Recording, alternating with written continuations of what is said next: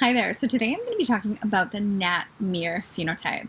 And if you want to know what phenotypes are, I've done a video explaining that. You can check out the link in the description box below or right here. And so the Natrum phenotype is all about loss, unresolved grief, abandonment, betrayal, all of those emotions. So if you've had in your life, a series of losses or a significant loss or a theme of abandonment or betrayal, you can shift into a Natrum phenotype. And I'm going to explain what that is. But first, my name is Stacey and I'm a Heilkunst practitioner and creator of the Express Your Truth 8-Step Emotional Empowerment Program. And I've been doing a series on Heilkunst phenotypes. And so phenotypes we shift into because of traumas, shocks and traumas that we've been through in our life. And it's a way of protecting ourselves, but it's actually a state of disease that we've shifted into. And so with the Natrum phenotype, we shift into this way of protecting ourselves because of those emotions I talked about. So the unresolved grief, the loss, the abandonment, the betrayal. And so if you've had anything like that significant in your life, you can probably relate to the Natrum phenotype. And so with Natrum, I don't know if you've ever noticed you have someone in your life, or even perhaps you've experienced this after, a certain amount of loss or grief, we can start to become more introverted. And so we start to need more time alone. Perhaps maybe you know someone who was an extroverted constitution who started to become more introverted after they had a lot of loss or grief in their life. And the Natrum phenotype will tend to have a lot of emotion underneath, and they don't want people to see that. And so they start to need more time alone. But at the same time, when they're alone, they're feeling lonely. So it's like they want to be alone, but they're lonely. And they don't let people know about the strong emotions going on underneath, except maybe a close confidant or two, and sort of let into their inner circle, and they let them know what's going on underneath. And one of the big personality shifts I noticed in Natrum, and I don't know if you know somebody who is maybe like this, but when a person has a lot of Natrum, the time doesn't serve to heal all wounds. It actually serves to solidify it. So when you have a conversation with a person with a lot of Natrum, they can talk about something that happened years ago like it just happened. So it's very fresh in their mind. It's very that hurt, that betrayal. It's like it just happened, even though maybe it happened 20, 30, 40 years ago. Yeah, with Natrum, it's solidified in there. They hold on to those really interesting insight into the Natrum personality type that I wanted to share with you. And initially, it was an aspect that I was hesitant to share because I don't see it a lot. And that is becoming a champion of other people's causes, people who aren't able to fight for themselves, which is great, but it's another facet of the Natrum personality type. And I think I don't see it a lot because when people go into that more introverted Natrum state or holding on to past hurts, it's more difficult for them to go out and become a champion of other people's causes because that's going to cause them to have to go out and be more extroverted.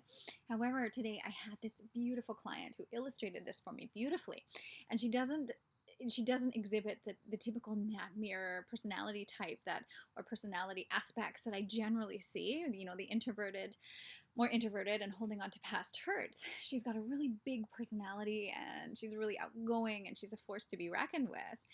And so, but she still has this unresolved grief. Most of us do. But for her, she was really going after this, wanting to help other people and becoming the champion of their cause. And so it was really, really insightful for me to see this woman with this big personality express this aspect of the Natrum personality. And it was interesting because she was telling me about this, and in the same conversation, she was telling me, I think I've got some unresolved grief. I think I've got some grief coming up. And she was like, I'm not sure why.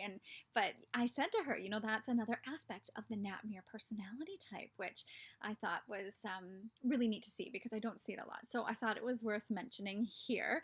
So not always do we just go into the more introverted, hurt state. yeah, we can become a champion for other people's causes, which is a beautiful aspect of Nat Mirror, but an aspect of Nat Mirror nonetheless. And there's a lot of other personality shifts, but those are the big ones that you'll start to see when a person's shifted into Nat Mirror. And then the physical symptoms that go along with Nat Mirror, the very common ones are we store our grief in our jaw, so tight jaw. We store our anger in our jaw, so it can be one of two things. But our jaw gets sore from holding back the tears, holding back that grief, that crying. And, you know, when we've gone through life and we've been told messages like crying is a sign of weakness, or, you know, even just as kids, we're told like, oh, stop crying, you know, oh, okay, we'll stuff it down, right? So a lot of people have a lot of, even if they haven't had a lot of loss events, they can have a lot of unresolved grief because we haven't been taught how to express our uncomfortable or, you know, like negative emotions. And so, yeah, we have this belief, we form false beliefs around crying, maybe as a sign of weakness, or, you know, we don't want to make other people uncomfortable, so we don't cry in front of them, because how comfortable or uncomfortable we are with other people crying in front of us is a reflection of how comfortable we are. And so a lot of people aren't comfortable with it because we haven't been taught that it's okay. And I like now, you know, with a lot of children now, we're turning that on its head, which is exciting. But, you know, people who have been raised before that, they usually have a lot of these suppressed emotions because we haven't been taught what to do with these uncomfortable emotions. And then the more that we suppress them, the bigger they get. And so rather than letting ourselves just cry in the moment, and, you know, a lot of times as well, I'll hear from people, they didn't have time to perhaps grieve a loved one because they had to keep it together for the people around them. They had to organize the funeral and things like that. They didn't have time to grieve. And I hear that from a lot of people. And so for whatever reason it is why that occurred, when we don't allow ourselves to express those emotions, they get suppressed, right? And so then we shift into the Nat Mirror phenotype. And so a lot of the physical things that go along with that, like I said, the jaw, water retention is a big one. Hay fever, a lot of lung stuff. We store our grief in our lungs as well. Nasal things as well go with Nat Mirror. So if you relate to the Nat Mirror phenotype, or you know someone who does, I would love to hear from you. Please comment below. And if you like this video, please, yeah, give me a like. And if you haven't done so already, subscribe to my channel and you'll get a notification when I put out a new video. So next week, I'm going to be talking about the sepia phenotype. So I will see you next week. Thanks for watching.